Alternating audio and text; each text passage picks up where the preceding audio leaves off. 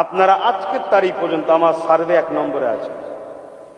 আচ্ছা, দুটো লোক, একটা লোকের মাথায় টুপি মুখে দাড়ি কিন্তু ইসলামের দুশ্মনদের বন্ধু, আর একটা লোক অমুসলিম, আমার মসজিদের উপকার করেনি কিন্তু তার মধ্যে মানবতা আছে, আমার মসজিদের দুশ্মনও নয়।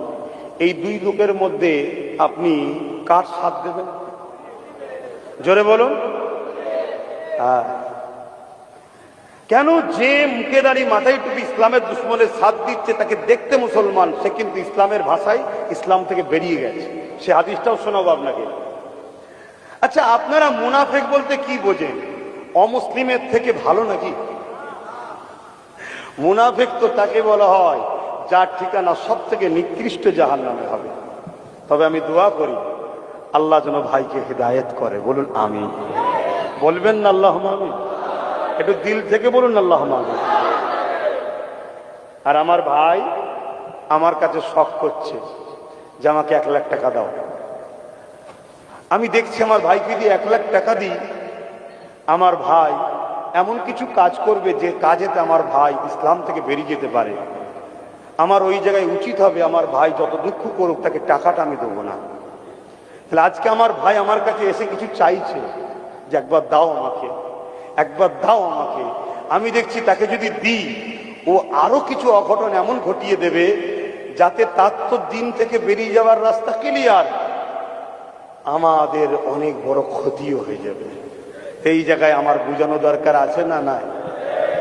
তাতে যদি আমার ভাই মনে দুঃখ পায়, এতে আমার কিছু করা। আচ্ছা, একটা ভাই আপনার সন্তান 2 তলা থেকে লাফ মারতে চাইছে আর আপনি তাকে ধরেছেন।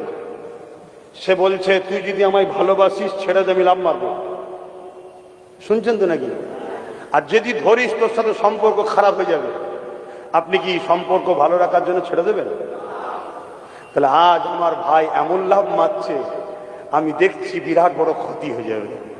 এখন যদি সে বলে ধরে রাখলে, টেনে রাখলে আমার সাথে দুশ্মনী হবে, আমি তোর সাথে দুশ্মনী করতেও রাজি আছি, কিন্তু তোর ক্ষতি হতে আমি রাজি হই, তোর ক্ষতি হতে আমি দেবো না। ঠিক তো নাকি? তাই দোয়া যেমন করছি আপনাদেরও বলবো দূরে থাকবেন। শুনছেন তো নাকি? হাত তুলে বলুন থাকবেন তো? আমার সাথে শপথ করছেন তো? আল্লাহকে সাক্ষী রেখে বলছেন তো? কেন? এতে আপনি আপনার ভাইটাকে বাঁচাতে পারবেন। আর ছেড়ে দিলে ছাদ থেকে পড়ে মরে যাবে।